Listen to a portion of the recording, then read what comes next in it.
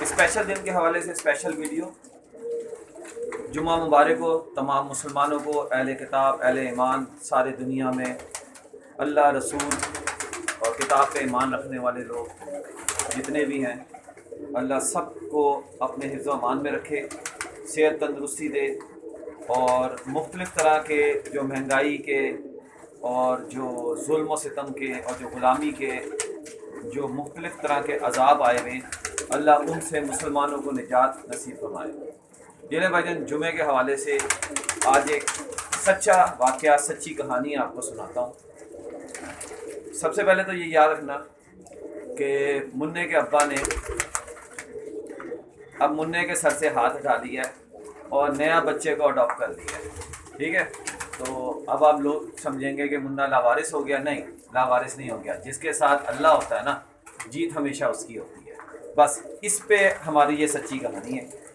اللہ بخشے سہیل بھائی تو ماشاءاللہ جو زندگی انہوں نے گزاری اپنی جتنی بھی، اللہ بخشے، وہ ببر شیروں والی گزاری۔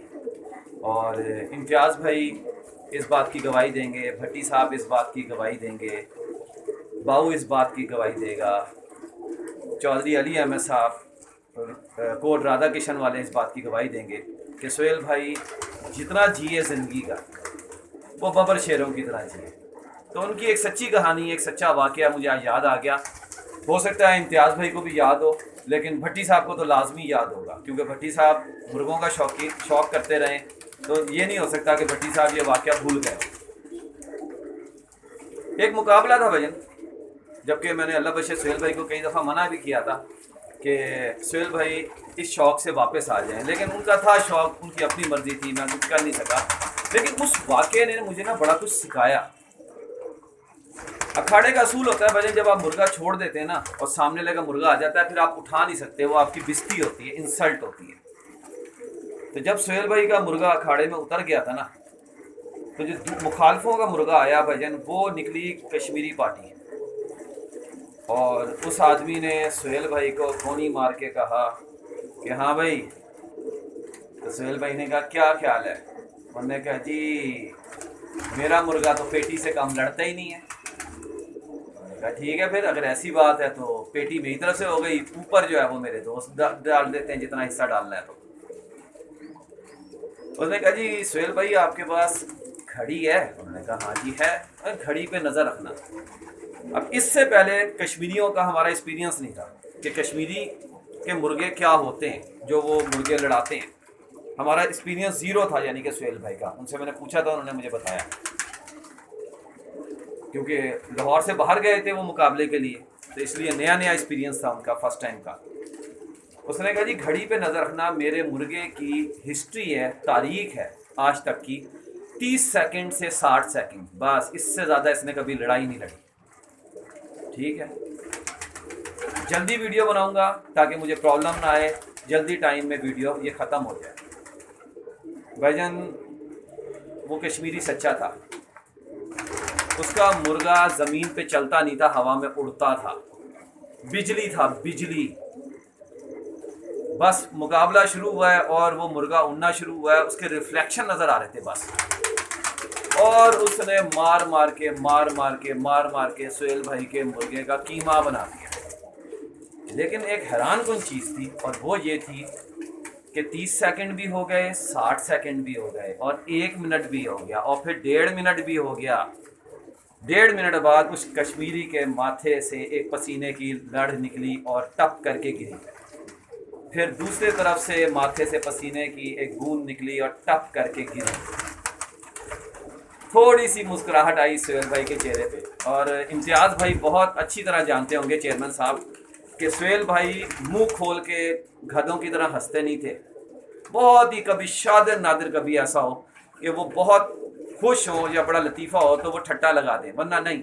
ان کے چہرے پہ ایک اسمائل ہوتی تھی، مٹھاس، محبت کی، سمجھداری کی، سمجھ کی، جسے کہتے ہیں پختگی کی، چودراہٹ کی ایک مسکراہٹ ہوتی تھی ان کے چہرے پہ۔ یہ امتیاز بھائی بہت اچھی طرح جانیں گے، اور آج بھی وہ ان کی اس مسکراہٹ کو مس کرتے ہوں گے۔ سہیل بھائی کے چہرے پہ تھوڑی سی مسکراہٹ آئی، اللہ بخشے۔ کشمیری کے پسینے پسینے پسینے پسینے 2 منٹ ہو گئے، 2.5 मिनट हो गए, 3 मिनट हो गए। 3 मिनट के बाद कश्मीरी के मुर्गे ने एक लंबी सांस ली, जैसे कबूतर कई दफ़ा पानी पी के ऊंची गर्दन करके लंबी सांस लेता है, और बस भाईजान वो उस मुर्गे की ज़िंदगी की आखिरी सांस थी। सुहेल भाई का मुर्गा 3 दफ़ा उड़ा है और वो मुर्गा ज़मीन पे फारिग पड़ा हुआ था। उसको कुछ समझ नहीं आया। सुहेल भाई के वर्डिंग मुझे आज भी याद है। उन्होंने कहा बेटा जाके मुर्गा चेक कर, 9 जगह से चिरा होगा। उसने कहा क्या मतलब, आपका मुर्गा तो 3 दफ़ा उड़ा है। उसने कहा नहीं, तेरा मुर्गा 9 जगह से खुला हुआ होगा, इसको बोलते हैं डबल बैरल। और वही हुआ, कश्मीरी ने जाके अपना मुर्गा देखा तो वो 9 जगह से खुला हुआ था। अब आप ये सोचते होंगे मैंने ये कहानी क्यों सुनाई है। जी, मुन्ना खान सिर्फ थका रहा है। जिस तरह वो मुर्गा जिंदगी में कभी लंबी लड़ाई नहीं लड़ा था ना, उसका वाह ही नहीं पड़ा था किसी बंदे के पुत्र के साथ, इसी तरह इस दफ़ा हुआ है। पाकिस्तान में जो 70-75 साल से हो रहा है ना, इनका वाह ही नहीं पड़ा था। इनका वाह पड़ा था कमज़ोर, 2 नंबर, अनाड़ी, माठे लोगों से, जिनके कोई वीक पॉइंट थे। वीक पॉइंट के ज़रिए उनकी गर्दन पे, जैसे कहते हैं ना, तौण पे अंगूठा रख के नाप लिया जाता था या गोदा। ये मुन्ना खान है।